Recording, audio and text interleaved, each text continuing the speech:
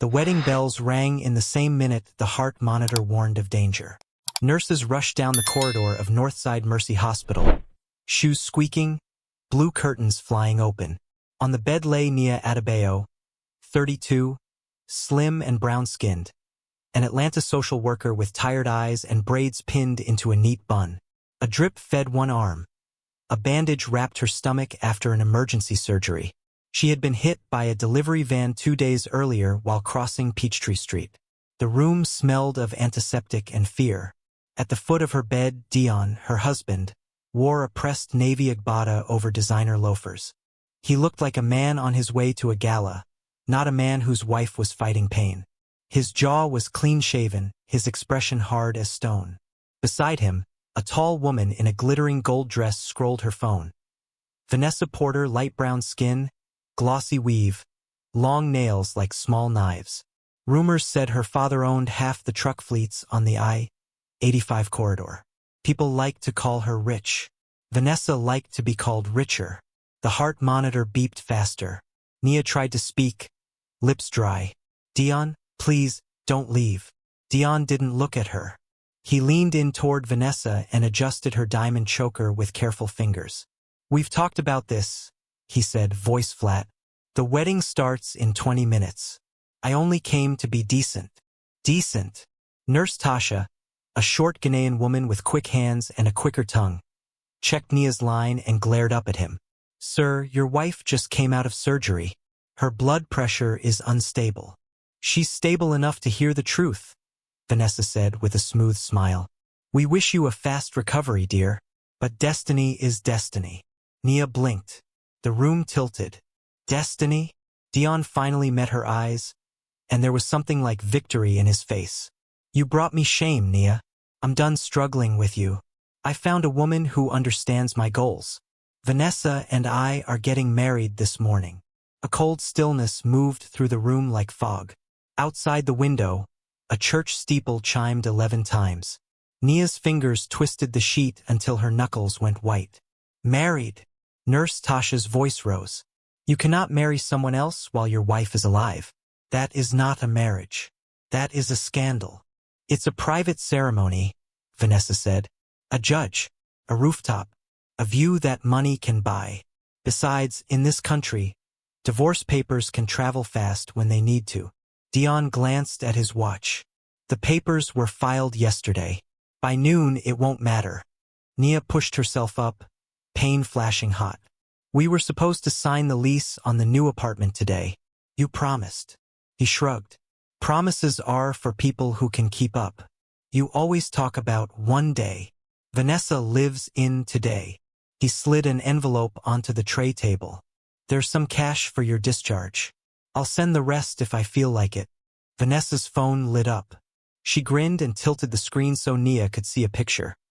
A white rooftop arch covered in orchids, a small crowd in designer sunglasses, a city skyline blurring into noon light. In the center, a simple sign. Welcome Dion and Vanessa. Front row seats, Vanessa cooed. Since you can't make it. The heart monitor suddenly screeched. Nurse Tasha moved fast, hands firm, voice calm. Breathe for me, Ms. Nia. In and out. You are not alone here. She shot Dion a look that would have peeled paint. Sir, leave. You are upsetting my patient. He hesitated, then straightened, lips curling. Nia, when I begged you for a small loan to start my boutique, you said all you had was salary money and prayers. I won't starve on prayers. He took Vanessa's hand. Let's go, baby. They walked out to the hallway. Nia heard Dion's voice echo. Make sure the live stream link goes to my old number. I want everyone to see. The door swung shut. Silence took the room for a long breath. Then Nia covered her face, shoulders shaking, a sound escaping that was too soft to be a cry and too deep to be a sigh. Nurse Tasha adjusted the four and pulled up a chair. Sometimes, she said, when a snake sheds skin, it thinks it's become a new creature, but it's the same snake. Drink small sips. She lifted a cup to Nia's lips. Family coming? Nia swallowed water and the hum of the machines settled. My mother's in Lagos with my auntie. I told her not to worry. She wiped her eyes with the back of her hand. We were fine last week. I thought we were fine. A soft knock tapped the door. A young janitor, tall, with close-cut hair and cocoa skin, poked his head in. Ms. Nia? There's a lady downstairs. Says it's urgent. She brought a box. A box? Tasha frowned. We don't take deliveries in patient rooms. She said it's personal, the janitor replied. 2 men in suits are with her. And, there's a driver. The car looked expensive. Nia felt a strange chill.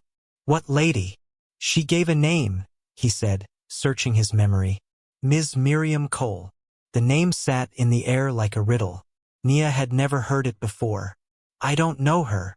Tell them to wait, Nurse Tasha said, standing. I will come.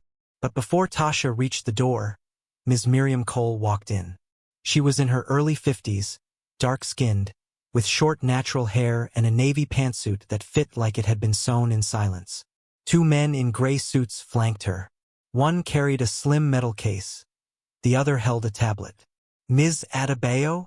Miriam asked, eyes kind and unblinking. I am sorry to intrude. We tried your phone, but it went to voicemail. Who are you? Nia whispered. I am counsel for Otunu Holdings, Miriam said gently. I represent the estate of Mr. Okachukwu Otunu. Nia blinked. The name meant as much to her as a song from a faraway village. I don't know any Otunu. Miriam nodded, as if she expected that answer. May I? She stepped closer, placed a leather folder on the tray, and opened it. Inside, there was a birth certificate, a faded photograph of a young woman holding a baby, and a letter sealed with wax. The wax carried a crest, a stylized palm tree beside a coil of bronze. My client, Miriam said, built a logistics and agricultural empire across Nigeria, Ghana, and the southeastern United States. He passed away 3 weeks ago on a Saturday in Abuja. His will named a single heir. The heir was never told. He asked me to find her before the first transfer executed. Nia could hear her own breath over the machine's hum. Find who? Miriam met her eyes and held them. You. Nurse Tasha let out an involuntary "oh." The janitor's mouth fell open. The 2 men in gray adjusted their weight like the floor had tilted. Nia shook her head, the room blurring. I think you have the wrong person. My father died when I was a baby. My mother said, the story your mother told you kept you safe, Miriam said softly. But secrets are heavy. Mr. Otunu loved once and lost twice. He did what powerful men do. He hid his tenderness behind paperwork. She touched the folded letter with a careful finger. This is his handwriting. He wrote it for you. Her hand trembled as she broke the wax and unfolded the page. The paper smelled faintly of camphor and grief. She held the letter so Nia could see the first line. To my daughter whom the river carried far but never forgot. The words sank into Nia like stones into water. Miriam gestured, and one of the men in gray opened the metal case. Inside lay a small, weighty key fob with the same palm tree crest, a booklet of share certificates, and a simple black card with a golden chip. On the edge of the card, engraved numbers gleamed under the fluorescent light. Today at noon, Miriam said, an automatic transfer begins. 72% of Otunu Holdings will move to your name. There are subsidiary accounts, trusts, and titles. Estimated value as of close yesterday, $800 million.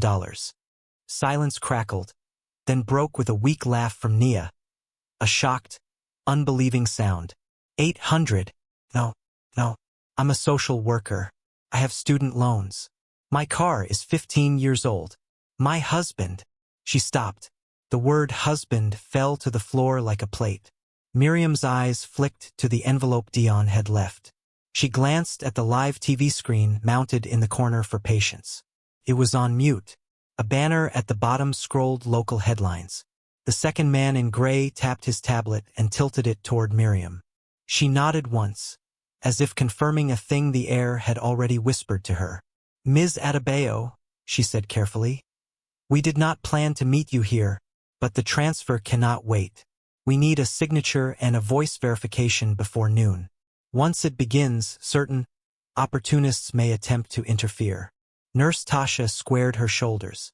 If the transfer needs a safe place, this room is safer than a rooftop wedding. The janitor blinked.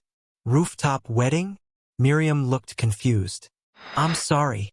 Nurse Tasha pointed to the envelope, then to Nia's pale face. Her husband left this morning to marry another woman. Right now, a few blocks away. He thinks she is poor. A new sound filled the room. The bright, empty chime of a phone receiving a link. Nia's old number lit up on the tray table. Dion has invited you to watch Dion and Vanessa forever. Tap to join livestream. Vanessa's rooftop flashed on the TV as the feed autocast. Orchids, skyline, friends fanning themselves with programs. Dion stood under the white arch, smooth and smiling, his navy agbada now draped with a sash of gold. Someone handed him a microphone. Miriam's gaze flicked from the TV to Nia, and something cold and fierce entered her voice. Then we are exactly on time. She placed the black card and the key fob in Nia's trembling hands. Say your name clearly when I cue you. The system will record. After that, we sign. When the clock hits 12, your life will not be the same. On the TV, Vanessa walked down the aisle to soft music. Dion lifted his chin, eyes shining like a man at the top of a mountain. The judge opened a folder. The wall clock over Nia's bed ticked to 11:59.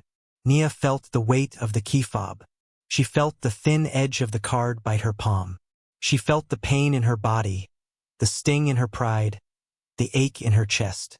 But beneath it all, rising like a drum under the ground, she felt a slow, steady strength she did not know she had. Somewhere far away, in a place her mother called the land of first stories, ancestors might have leaned forward to listen. Miriam raised the tablet. On my mark, speak. The feed cut to a close-up of Dion's mouth, forming the words, I, Dion, take. A sharp knock exploded at the door again before Miriam could begin. It flew open without waiting for an answer. Dion and Vanessa stood there, breathless, shining, and furious. Behind them, two security guards hovered, unsure. Dion's eyes darted to the open metal case. The black card in Nia's hand, Miriam's tablet, the men in suits. His smile died. What is going on here? He demanded. The wall clock clicked to 12 o'clock. For a split second, no one moved. 12 o'clock glowed on the wall clock like an open door. Step back, Miriam Cole said, calm but firm. She slid in front of Nia, raising the tablet. The two gray-suited aides widened their stance. Nurse Tasha planted herself between the four-stand and Dion like a shield. Vanessa lifted her chin. This is harassment. We're in the middle of our wedding. In the middle of committing one, Tasha shot back. On your way to collecting a lawsuit. Dion's eyes flashed to the black card and the key fob in Nia's hand. What is this? He asked, voice tight. Why are there people in suits? Nia, what are you doing? Nia felt pain pulse along her stitches, but her mind was clear. She looked at Miriam. Miriam met her gaze and gave the smallest nod now. Miriam tapped the screen. Please state your full name into the recorder. Slowly and clearly. Dion lunged for the tablet. The nearer aide slid a forearm out, a quiet block, and Dion stumbled. The two hospital security guards stepped into the doorway. One placed a gentle but unyielding hand on Dion's shoulder. Sir, the guard said, don't make this harder. Vanessa took a step forward, voice sugary. Sweetheart, she said to Nia, you don't need to do anything you don't understand. These people. Nia lifted the key fob to her chest like a small shield and leaned toward Miriam's tablet. Her voice was low but steady. My name is Nia Kayamika Adebayo. A soft tone sounded from the tablet. Miriam swiped. Again. Please, for verification. Nia repeated it. The tone chimed a second time. On the tablet, a green bar filled, then flashed, voice print confirmed. Miriam set the device down, opened the leather folder, and slid a pen to Nia.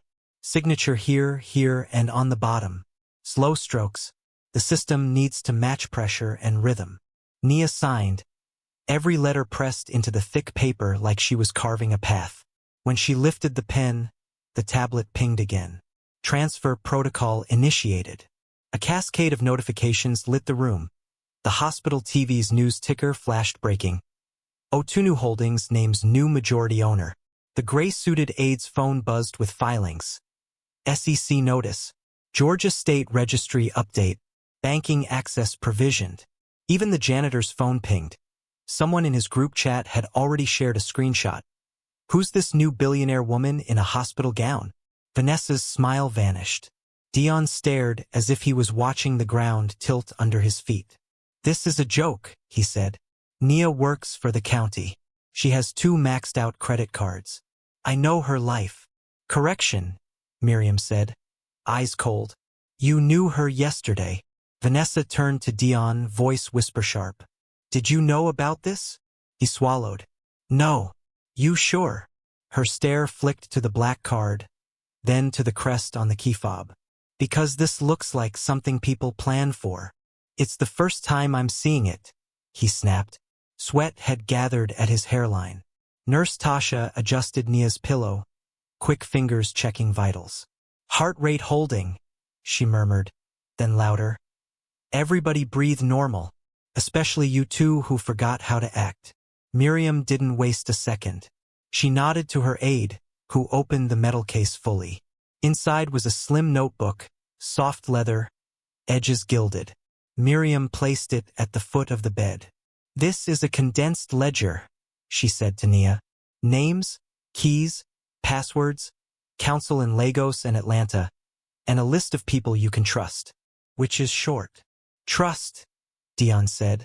Like the word hurt his mouth. He tried to draw himself tall. Nia, we need to talk privately.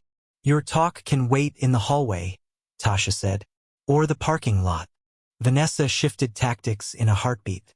She softened her voice and stepped toward Nia, palms up. I misjudged you, she said, smooth as velvet. This is incredible, and you're still recovering. You must be overwhelmed. Let us help. Dion knows logistics. My family knows transportation. We can protect what you've just received. Miriam's eyebrow rose. You mean take what she's just received? Vanessa's lips barely moved. Lawyer lady, this is grown folks talk. An alert flashed on the tablet. The second aide's eyes narrowed. He tapped, then tilted the screen toward Miriam. Her face cooled. Interesting, she murmured. There was an attempted wire transfer this morning from an Otunu subsidiary in Savannah, $5 million, to a shell company, Vanport Logistics LLC. Vanessa didn't blink. Attempted, Miriam repeated, and blocked. The access request came from a rooftop IP 3 blocks away. The name on the application, Dion Adebayo. The backup verification answer matched Ms. Adebayo's mother's maiden name. Nia's stomach flipped. She told Dion her mother's maiden name when they filled out a joint rental application last month. He had laughed and said, Your mother's name is the key to your future. She thought he meant it kindly. Dion's jaw trembled. I don't even know. That's a coincidence. Is it? Miriam said softly. Silence pressed down, heavy as rain. The men in gray stood like doorposts. The security guards watched, arms crossed, patient as trees. The janitor, who had been quietly edging backward, cleared his throat. The live stream, he said, pointing to the TV. It's still on. On screen, the rooftop party had turned into a murmuring sea. Guests were staring at their phones. The judge had stepped away. A young woman with a bob and big earrings was whispering to Vanessa's bridesmaid. The banner at the bottom of the live stream, set to autopull news, now read, Otunu heir identified as Atlanta woman, 32. Under it, a grainy pull from Nia's high school yearbook. Her teenage face, braids, and a smile. Vanessa's bridesmaid looked up at the camera like it had told a bad joke. Someone in the crowd laughed high and brittle. The DJ killed the music. The live stream chat exploded with eye emojis. Vanessa blinked once, twice, like a bird deciding which way to fly. Then she turned, ice calm, and faced Dion. This isn't personal, she said in a level voice. It's arithmetic. What? He whispered. You told me she had nothing, Vanessa said. You were wrong. I don't marry wrong. Dion's mouth opened and closed. For the first time, he looked small in the navy agbada he loved. Enough, Miriam said, gathering the folder. Ms. Adebayo, the first wave is complete. You will receive a call from Lagos Council in 10 minutes. We'll set up a trust firewall. We'll also file for an emergency protective order tied to your new status. It will keep enthusiastic acquaintances at a legal distance. Dion flinched at legal distance. Nia, he said, pulling himself forward, voice rough. Listen to me. I messed up. I was angry. I was scared. I just needed a way out. I can fix this. We can fix this. We have history. Nia stared at him through a long, slow breath. In that breath, she fell backward through years. She saw a one-bedroom apartment in College Park. Her mother, Adiz, working double shifts and praying over pancakes. She saw the denim jacket she wore every day, the one she mended with blue thread because new clothes were for birthdays. She saw the bus stop where she met Dion. He'd stood under the shelter during a sudden rain, charming and bold, offering his umbrella with a grin. She saw their first year together. Poetry nights, jollof in plastic bowls, long talks about dreams. Then came small asks from Dion. A phone bill here, a temporary car note there. She saw herself say yes because love was patient, love was kind, love really wanted that boutique to work. She saw Vanessa the first time, at Dion's networking event. Tall, laughing, eyes that scanned rooms like a scanner looks for a barcode. She saw her own slow unease when jokes turned to edges, when promises turned to later, when money turned to stone at the bottom of a river. She saw the delivery van 2 days ago and the flash of blinding light. She saw now. Her voice was quiet when it came. History is what taught me to stop. Vanessa's phone buzzed. She glanced at it and, for the first time, her mask cracked. Some message had knocked her guard sideways. She stared at the screen, then at the crest on Nia's key fob, then back to the screen. Without another word to anyone, she slipped past the guards and walked out, heels clicking, head high. Ma'am, you can't. A guard started. It's fine, Miriam said, eyes on Nia. Let her run if she needs to. We have other fires to watch. Another alert flashed on the tablet. Miriam's face changed, calculating, concerned. She tapped quickly, reading. All right, 2 things, she said evenly. 1. An injunction attempt is being filed downtown by a law firm representing an interested party who claims the will is invalid due to undisclosed heirs. 2. Our Lagos office just reported a break-in at your mother's house. The police there scared the intruder off, but they were searching for a carved wooden box, a keepsake your mother keeps under her bed. Nia's mouth went dry. My mother's box has a silver coin inside, she whispered. She calls it a river token. She says it belongs to a story I'm not ready to hear. Miriam nodded, grim. Mr. Otunu told me the same. He sealed a proof of lineage in a carved box. If the box is stolen, the court fight gets messy. We need your mother safe. We need that box. Nurse Tasha was already moving. I'm calling your mother, she said, pulling out her phone. And I'm calling my cousin in Lagos. He's police. Real police. Not the ones who ask for fufu first. She dialed fast. The door opened again, softer this time. Everyone turned. A young woman stood in the doorway, winded from running, eyes shining with something that looked like fear and hope tangled together. She wore a simple green dress and carried a small cloth pouch with the palm tree and bronze crest stitched in gold thread. Her face, Nia felt the air leave her lungs. The woman's cheekbones, the set of her mouth. It was like looking into a mirror 4 years younger. I'm sorry to barge in, the woman said, voice shaking. I'm looking for Nia Adebayo. My name is Amaka Otunu. She lifted the pouch. A key fob gleamed inside, twin to Nia's. I think, she whispered, we share a father.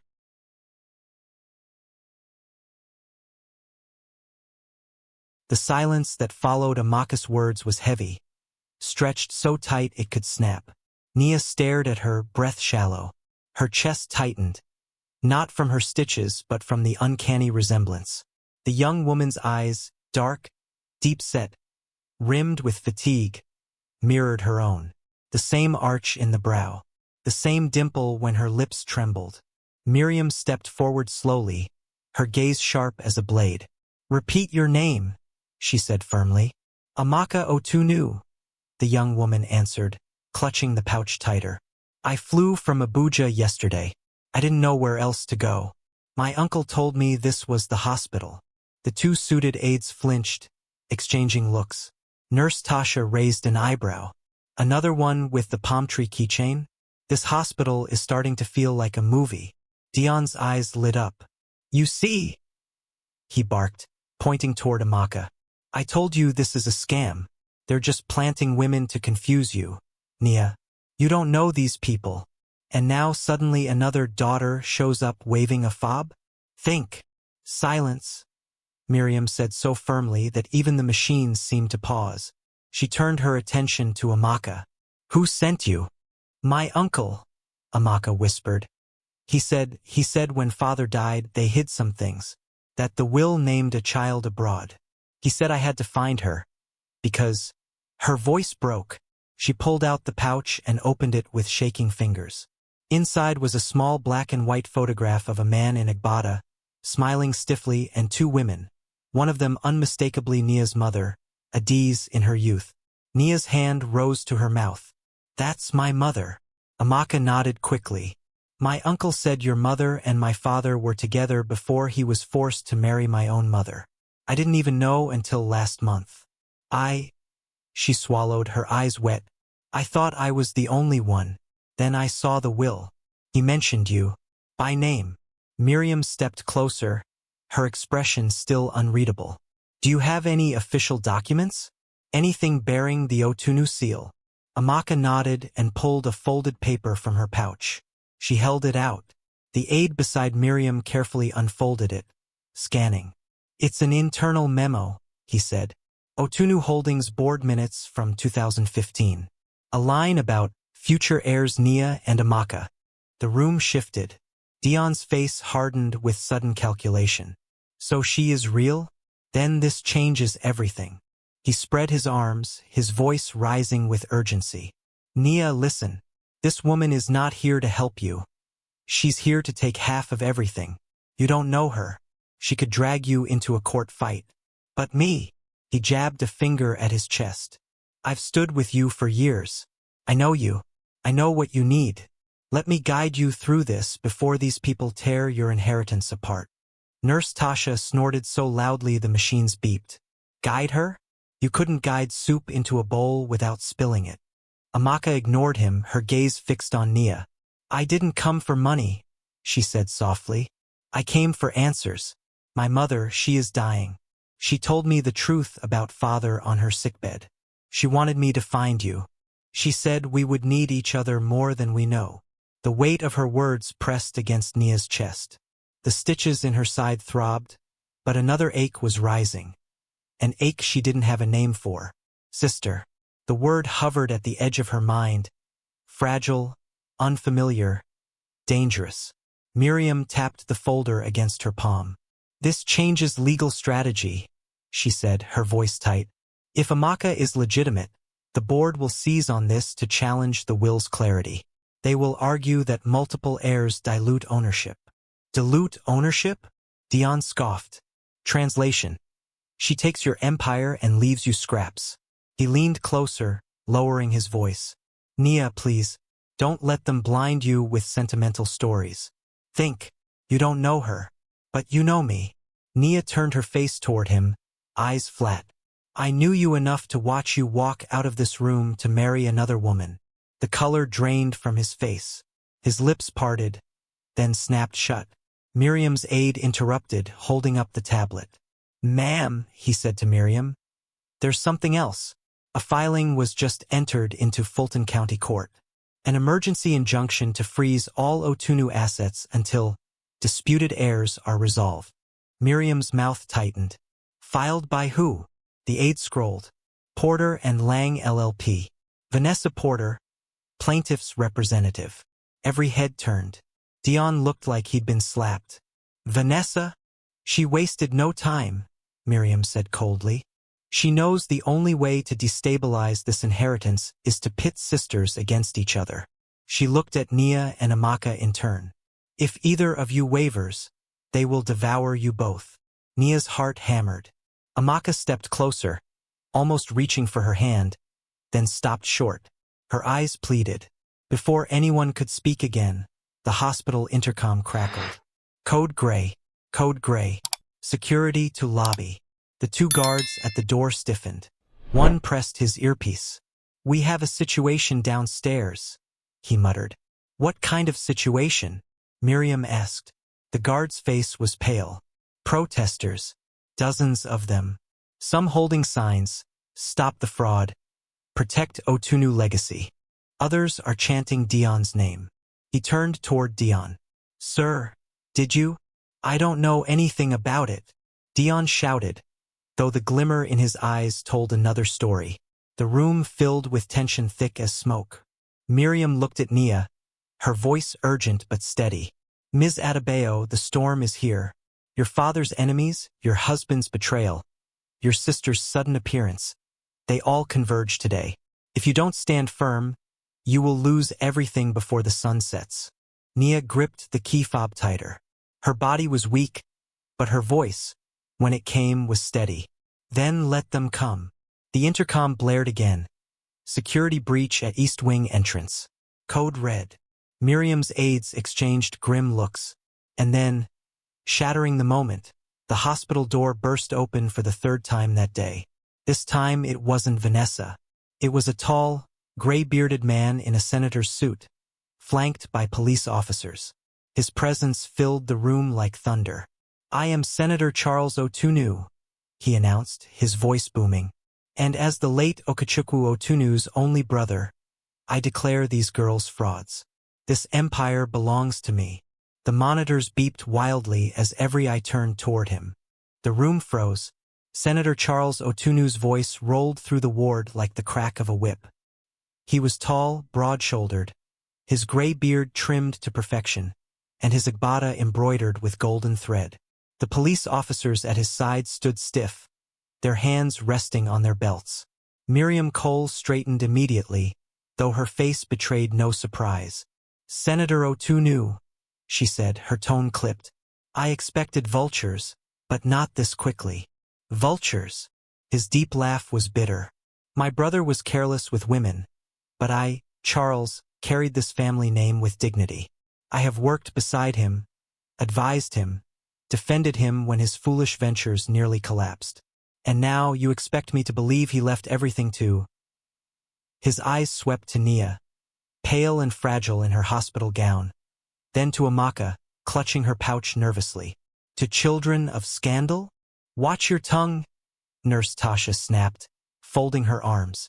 This child of scandal just inherited more in one morning than you've schemed in your entire career.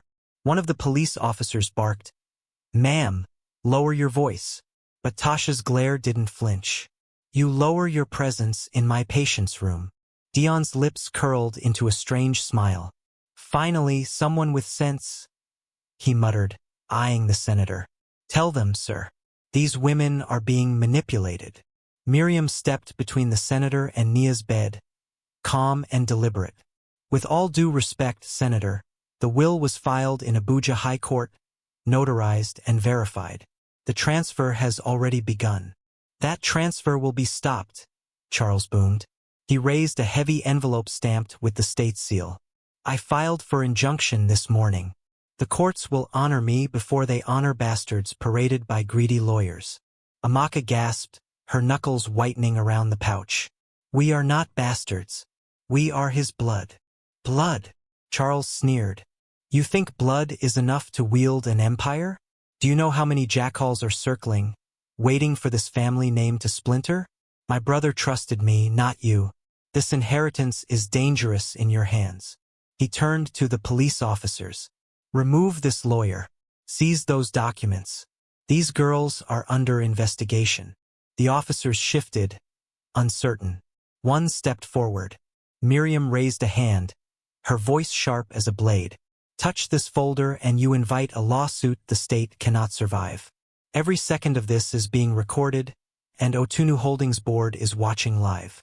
She gestured toward the tablet. Do you want to be remembered as the men who laid hands on the legal heir while the world watched? The officers hesitated, sweat beading at their temples.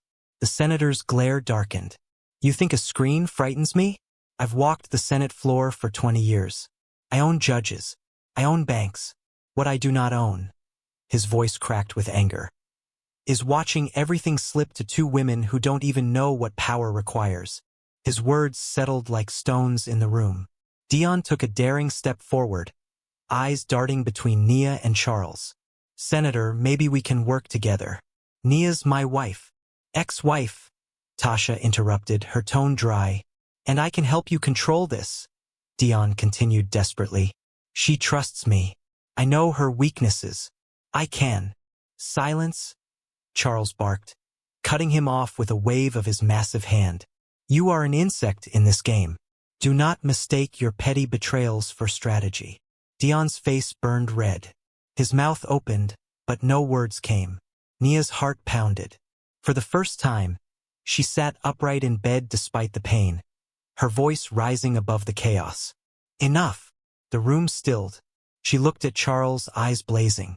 You speak of dignity, but you barged into a hospital room with police like a thief in daylight. You claim power, but you fear the truth of a letter my father wrote with his own hand. She pressed the folded letter Miriam had shown her earlier against her chest. I did not ask for this, but I will not hand it to you. Not to Dion. Not to Vanessa. Not to anyone who thinks money is bigger than blood. Charles's jaw tightened. You are naive. Maybe, Nia said firmly, but I am not alone. Her eyes flicked to Amaka. For the first time, I know I am not alone. Amaka stepped forward, her voice trembling but steady. We will fight together. Sisters, not rivals. The senator's laughter was low and cruel. You'll regret those words.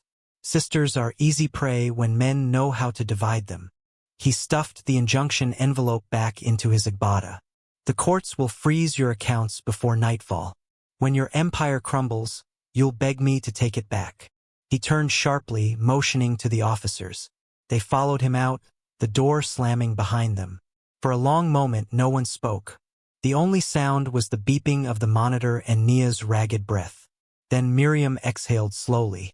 That man is more dangerous than any mistress or greedy husband.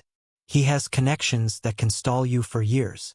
She glanced at Amaka, then back to Nia. But he also underestimates the one thing money and power cannot buy, unity. Nia gripped Amaka's hand. A strange warmth spread through her chest. Fear, yes, but also strength. Miriam leaned closer, lowering her voice. From this moment you must decide. Will you play defense, always reacting to attacks? Or will you strike first and show them this empire does not belong to politicians or betrayers? Before Nia could answer, the tablet pinged again. Miriam swiped the screen, her face tightening. What is it? Tasha asked quickly. Miriam turned the tablet so they could see. On the screen was a paused video, grainy security footage. A shadowy figure in a Lagos bedroom, kneeling under Adi's bed, hands pulling at the carved wooden box. Your mother's house, Miriam whispered. The intruder returned. This time, they succeeded. The video resumed, showing the figure slip the box into a bag before vanishing into the night. Amaka's hand flew to her mouth. Nia's heart dropped. If the proof of their lineage was gone, everything could unravel. What would you do? Miriam asked softly, her eyes piercing into Nia and Amaka. If the only evidence that secures your empire has just been stolen, what would you do in Nia's shoes? If your entire future rested on a box your enemies just stole, would you fight head-on, or run to protect yourself first? Share your thoughts in the comments, and don't forget to subscribe so you don't miss what happens next. The hospital room felt smaller, like the walls were leaning in. The image on the tablet lingered. A hooded figure slipping Adi's carved wooden box into a bag, then disappearing into shadow. Nia's pulse thundered. That box was the very thing Miriam had called the anchor of proof, the one artifact that tied her to the Otunu Empire without question. Amaka squeezed her hand, her own face pale. If the box is gone, they can say we're lying. They can twist the story. Miriam paced, her heels clicking sharply on the linoleum floor. Yes, they will claim you have no tangible connection. Without the box, Charles can argue the will is incomplete.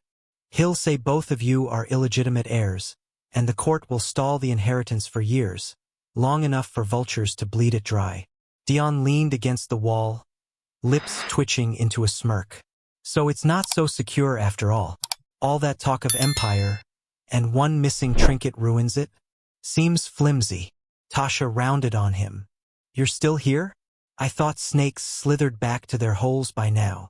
Dion bristled, but before he could reply, Amaka stepped forward, eyes flashing. Don't mock us. That box is not just wood. It contains father's token of lineage, the silver coin marked with his crest. My mother told me he swore it would prove his true heirs when the time came. Then we get it back, Nia said suddenly. Her voice cut through the chaos like a clean blade. Everyone turned.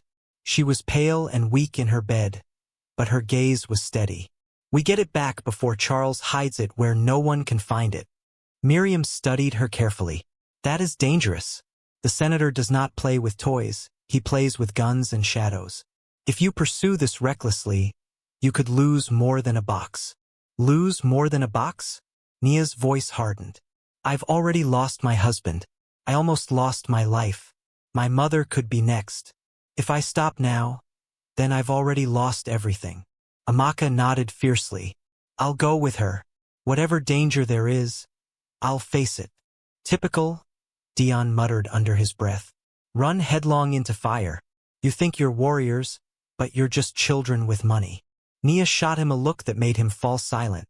Miriam tapped her chin. We need strategy. The senator will store that box somewhere secure, but not invisible. He will want access to it, to wave it as proof if challenged. She looked at her aide. Pull his known properties. The aide typed quickly, then turned the tablet to show a list. 3 estates in Georgia, 1 luxury penthouse in Abuja, and a private club on the outskirts of Atlanta. Tasha whistled. That's too many doors to knock on. No, Miriam murmured. Just one. Charles is arrogant. He would keep it close where he can admire his victory. Most likely here in Atlanta. And he would guard it with men who answer only to him. Amaka bit her lip. Then how do we reach it? Before Miriam could answer, the intercom buzzed again. Attention staff. Due to security breach, East Wing will be under lockdown. Visitors must exit immediately. Dion straightened. Perfect. Time to leave. But when he turned toward the door, 2 hospital security guards blocked his path. Not you, sir, one said firmly. You're listed in a disturbance report. You'll stay here until cleared. Dion sputtered. You can't keep me here. Watch us, the guard replied flatly. Tasha grinned. Finally, somebody with sense. Miriam ignored the squabble, her focus sharp. Ms. Adebayo, she said, crouching beside Nia's bed. The transfer has given you power, but power without proof is smoke. If we move fast, we can secure the box before Charles files deeper claims. The question is, do you have the strength to leave this hospital? Nia swallowed, her stitches pulling with every breath. Her body screamed no, but her spirit remembered the letter, her father's words. To my daughter whom the river carried far but never forgot. Yes, she whispered. Then stronger, yes. Amaka grabbed her arm. If she goes, I go. Miriam stood. Then it is decided. We leave within the hour. She turned to her aides. Arrange discreet transport. No ambulances, they'll be watched. A private vehicle, unmarked. The aides nodded and slipped out. Tasha frowned. This is madness. She's barely healed. You drag her into another storm, she might collapse. Nia reached for Tasha's hand. You've cared for me more in 2 days than Dion did in years. But this isn't just my fight anymore. It's for my mother. For Amaka. for every piece of me that people tried to erase. Tasha's eyes softened, but her mouth stayed tight. Then I'm coming too. Somebody needs to keep you breathing while you play James Bond. Dion scoffed. This is ridiculous. You're all following her into ruin. Miriam looked at him coldly. Mr. Adebayo, you had your chance. The only question now is whether you'll still be standing when the dust clears. He glared but said nothing. Minutes later, Miriam's aides returned. Car is ready. Black SUV, back in trance. Miriam nodded. Good. Move quickly. The group prepared. Amaka clutching her pouch, Tasha gathering Nia's discharge papers, Miriam tightening her grip on the folder. As they wheeled Nia's bed toward the back, the hospital's overhead lights flickered once, twice, then steadied. And just before they reached the exit, a figure stepped out of the shadows of the corridor, calm, dressed in black, a cap low over his eyes. He held the carved wooden box in his hands. Everyone froze. He smiled faintly. Looking for this? The corridor turned to ice. The man in black leaned casually against the wall, the carved wooden box cradled in his arms as if it were nothing more than a lunch pail. The golden crest glimmered faintly under the hospital lights. Miriam's aides reached for their jackets, one hand to a hidden holster, the other to the tablet. Nurse Tasha gasped, grabbing the wheelchair handles tighter. Amaka stiffened, her eyes darting between the box and the man's unreadable face. Nia's breath caught. That box was the key. Without it, their claim crumbled. With it, they stood a chance. Who are you? Miriam asked, her voice steady but sharp. The man tilted his head slightly. That depends on who's asking. To some, I'm a thief. To others, I'm a courier. But to you, his eyes settled on Nia, a strange softness there. I may be the only ally you'll get tonight. Ally? Amaka's voice trembled. You stole from our mother's house. Correction, the man replied coolly, lifting the box. I stole it back from the senator's men. They broke in first. I intercepted them before they could spirit it away. Miriam narrowed her eyes. And we're supposed to believe that? The man stepped closer, his movements deliberate, almost too calm. Believe what you want, but the senator is 2 moves ahead already. He expected you to come chasing this. He wants you exposed, desperate. That's why I didn't take it to your lawyer's office. I brought it here, directly. Nia studied his face. Sharp cheekbones, dark skin, a scar faintly cutting across his jawline. He looked mid-30s, built like someone who'd seen too many fights. Dangerous, but there was no malice in his tone, only urgency. What do you want? Miriam pressed. The man smiled faintly. To deliver this to its rightful heir. He looked back at Nia. Your father asked me to. The words hit like a thunderclap. What? Nia's voice cracked. He nodded. My name is Chaik Obi. I was once your father's security chief. When he grew sick, he made me swear. If anything happened to him, I would protect his legacy. He told me there was a daughter in America who didn't know her worth. A daughter the world would try to destroy before she could rise. Amaka's lips parted, whispering, Father trusted you? Chaik turned to her, his expression shadowed. He trusted both of you, but trust is fragile, and family greed is poison. Already the senator is preparing to file claims overseas. If he convinces the Nigerian courts first, the U.S. filings will stall. He held up the box. This is the only thing that can shut him down. Miriam's eyes flickered. For the first time, her guarded calm wavered. The coin inside, she murmured. Chaik nodded. Silver, engraved with the Otunu crest. A token passed down through 3 generations. Whoever holds it with the will becomes the undeniable heir. Without it, Charles will spin endless doubt. Nia's eyes locked on the box, her chest tightening. That small piece of silver meant everything. But she forced herself to ask, why now? Why bring it here, in front of everyone, instead of keeping it safe? Chaik's jaw tightened. Because the senator knows I betrayed him. His men are already searching for me. If I vanish with this, the box will vanish too. Better it rests in your hands than mine. Miriam exchanged a wary glance with her aides. Or better, it vanishes with you so no one can question its contents. Forgive me if I'm cautious. Chike's smile was brief, bitter.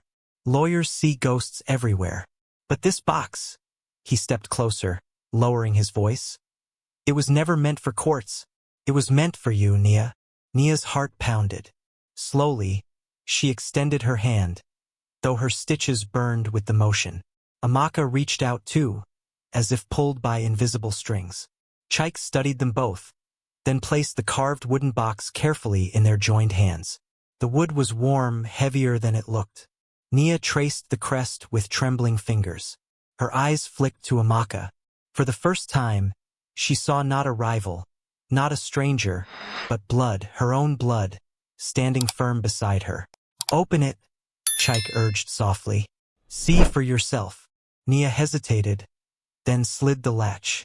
The lid creaked. Inside lay the silver coin, thick, shining faintly even under hospital lights. It bore the Otunu crest, a palm tree rising from a bronze coil, surrounded by the words strength through unity. Amaka gasped, tears spilling down her cheeks. It's real. Nia's throat closed. For the first time since her world turned upside down, she felt anchored. But the moment shattered when the hospital lights flickered again, and a loud crash echoed from the far end of the corridor.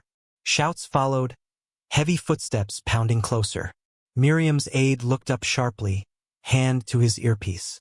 They've found us. Senator's men. Chike's eyes darkened. Then we have no time.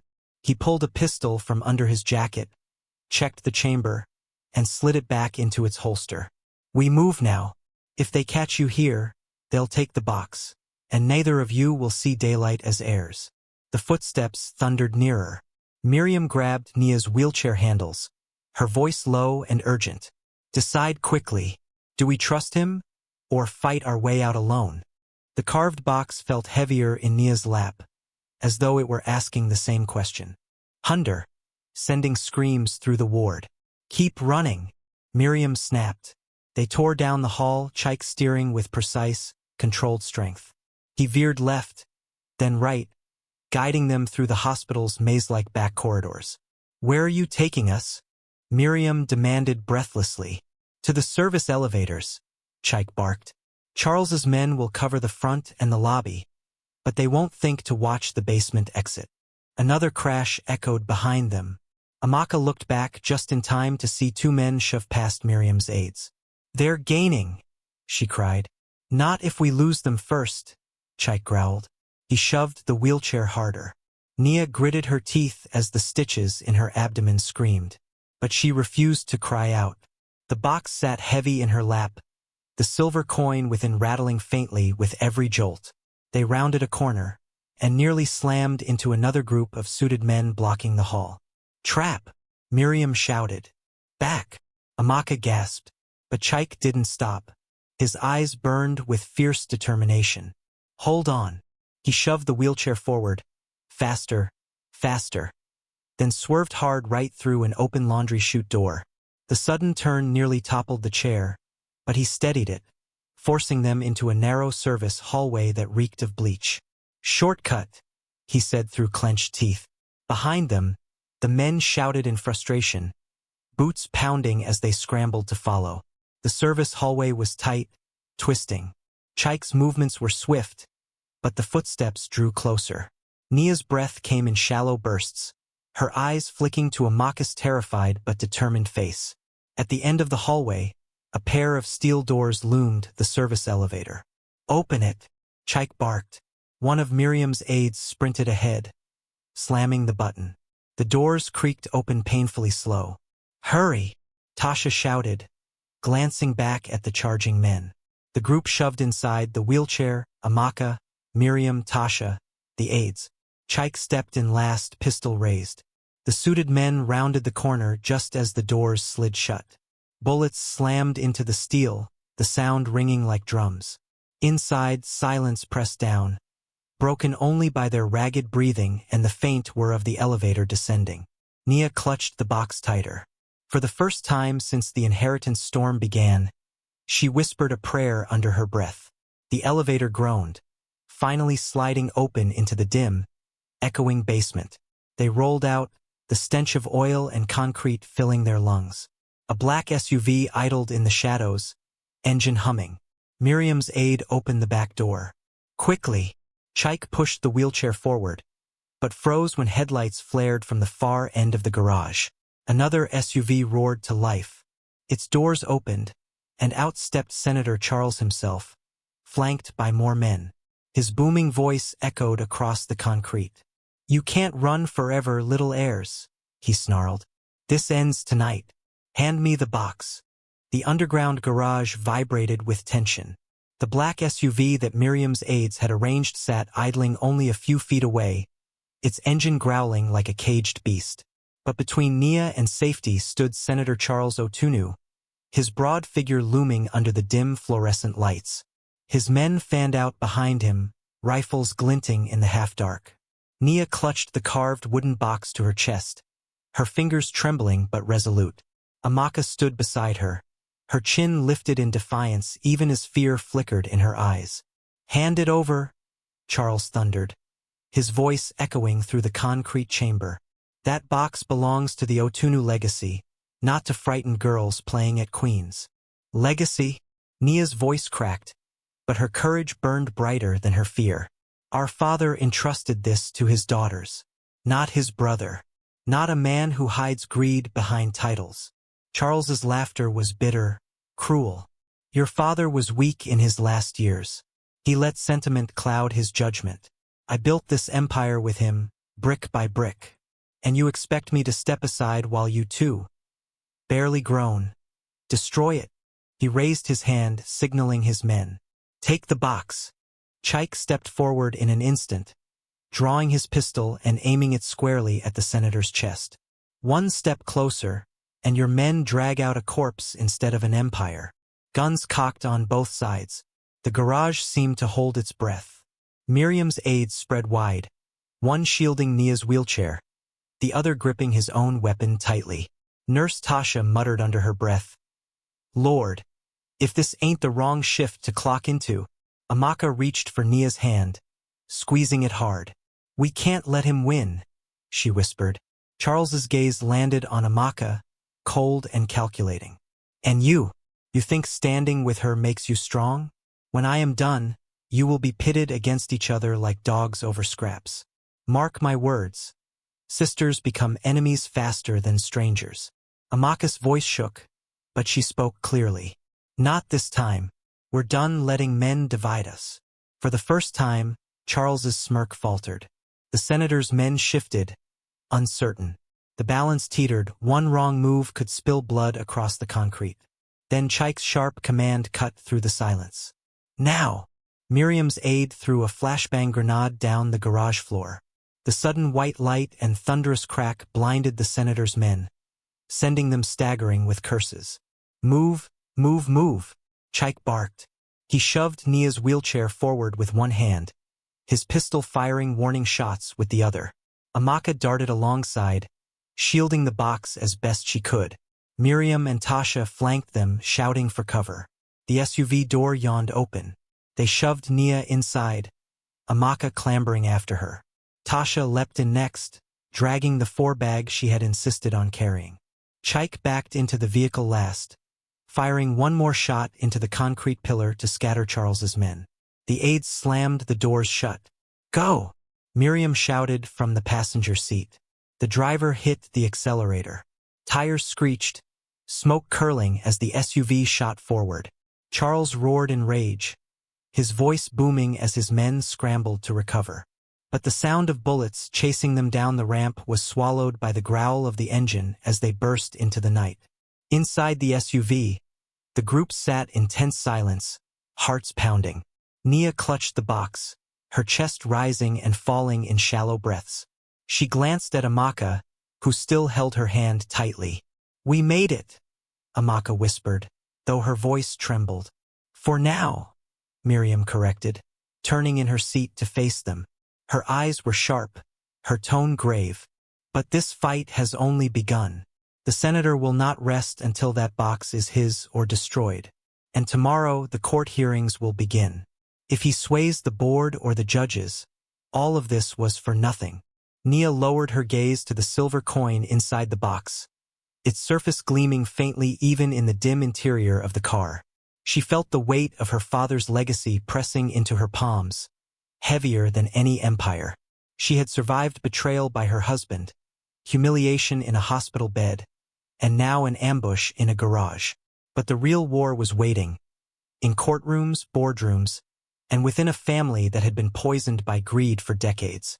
She lifted her eyes, steady now, and spoke with a voice that surprised even herself. "Then let him come. I will not give him what my father left for me." The SUV roared into the night, vanishing down the highway.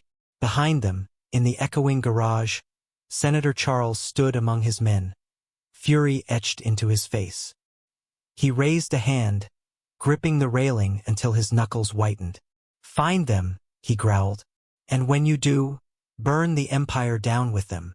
What would you do if a powerful family member tried to steal everything that rightfully belonged to you? Would you fight them head-on, or try to escape quietly? Share your thoughts in the comments. And don't forget, like this video and subscribe so you don't miss the next chapter of this unbelievable story. But Senator Charles was not a man to crumble easily. He stood himself, his voice booming. "Your Honor, these letters, this coin, stories for children. I built that empire beside my brother.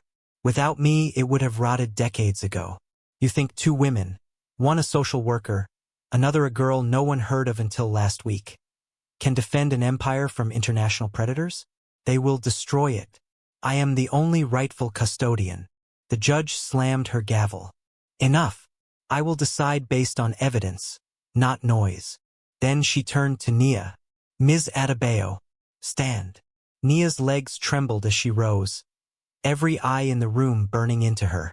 "Tell this court," the judge said, her voice even but piercing, "why you believe this inheritance belongs to you." Nia swallowed, her mind racing. She thought of her husband abandoning her, of Vanessa's mocking smile, of Charles calling her a fraud, of the letter in her hands, and the silver coin in the box. She thought of her mother working double shifts, never telling her the truth because she wanted to protect her. Her voice steadied as she spoke. "Because I did not ask for it. I didn't chase it. Found me. My father's blood runs in me, whether anyone likes it or not. And if I must fight for it, I will. Not just for myself, but for my sister, for my mother, and for every truth that was hidden so that men like my uncle could grow fat off lies." The courtroom erupted, whispers, gasps, even a few scattered claps before the gavel slammed again. The judge studied her for a long, heavy silence. Then she turned to Amaka. "And you, Ms. Otunu, do you confirm the same?" Amaka rose, her voice shaking but firm. "Yes, Your Honor. We are not here to destroy the empire. We are here to preserve it. Together." For the first time, Senator Charles's confident mask slipped. He clenched his fists, eyes blazing with rage. The judge leaned back in her chair. "Very well. I will hear final arguments tomorrow morning. Until then, the box and its contents remain in protective custody. And Ms. Adebayo, Ms. Otunu, you remain under court protection. Guards will escort you." The gavel struck. The session adjourned. As the sisters were led out, Nia felt the weight of what had just happened. For the first time, the court had heard their voices. But outside those walls, Charles's power stretched like long shadows. In the hallway, Chaik leaned in close, his whisper meant only for them. "You spoke well. But know this, the senator will not wait until tomorrow. Tonight he will strike again. Harder." Nia's hand closed over the box one last time before it was taken into custody. Her stomach churned with fear, but her heart steeled itself. Because tomorrow everything would be decided.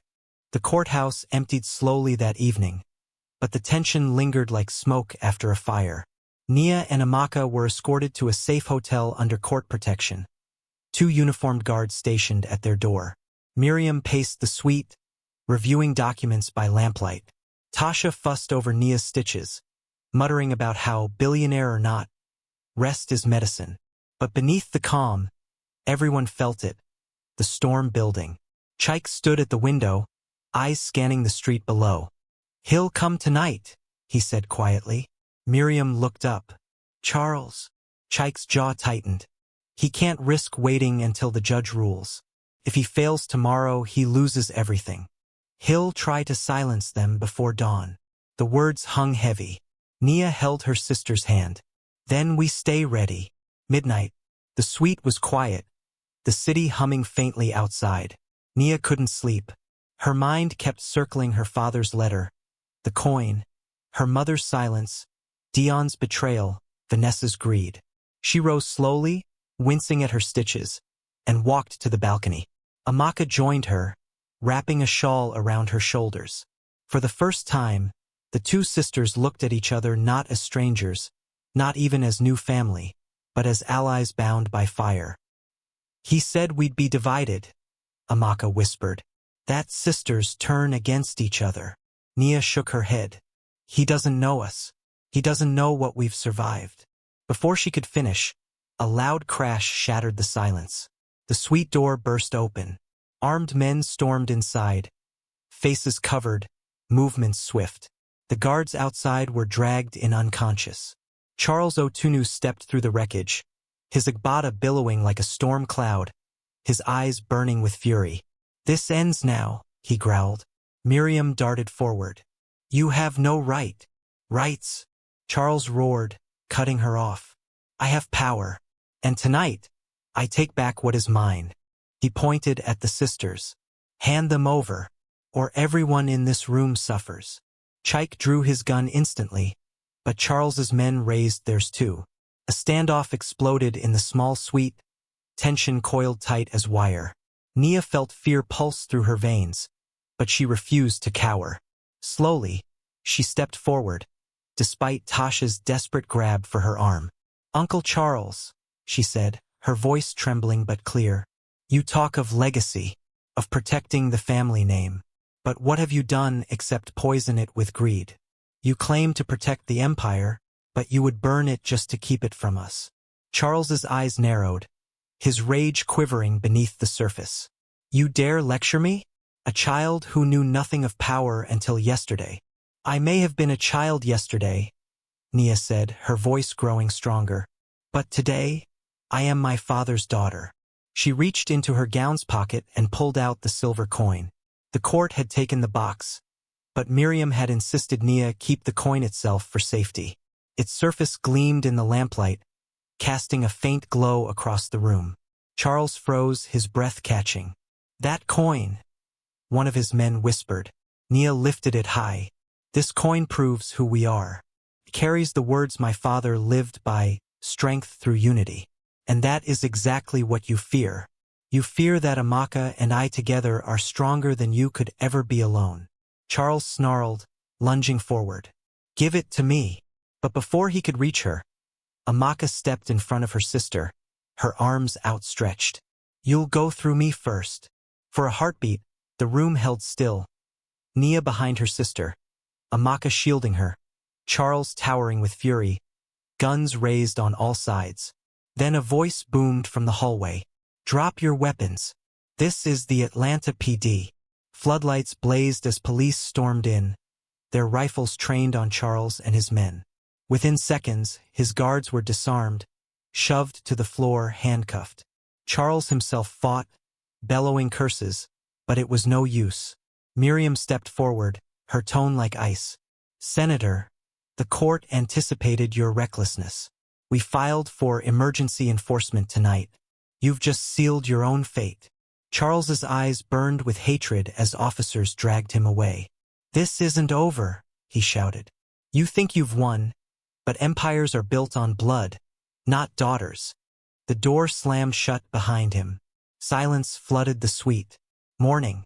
The courthouse brimmed with cameras once again. But this time the story was different. Senator Charles Otunu arrested in armed break-in.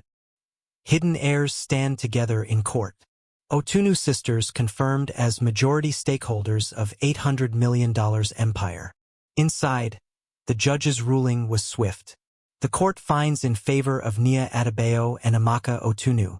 The evidence is clear, the lineage undeniable. Effective immediately, they inherit controlling stake in Otunu Holdings. This court extends protection and oversight during their transition into leadership. The gavel struck. The case was closed. Nia and Amaka embraced, tears streaming freely. Chike smiled faintly from the back of the room. Miriam closed her folder with satisfaction. Tasha muttered something about finally going back to her ward, though her eyes glistened. For the first time in her life, Nia felt whole. She was no longer the woman abandoned by her husband, mocked as poor, forgotten by power. She was heir to an empire, not because of the money, but because of the blood, the strength, and the unity that no betrayal could break. Outside the courthouse, a reporter thrust a microphone forward. Nia, Amaka, what will you do now that the empire is yours? Nia glanced at her sister, then back at the cameras.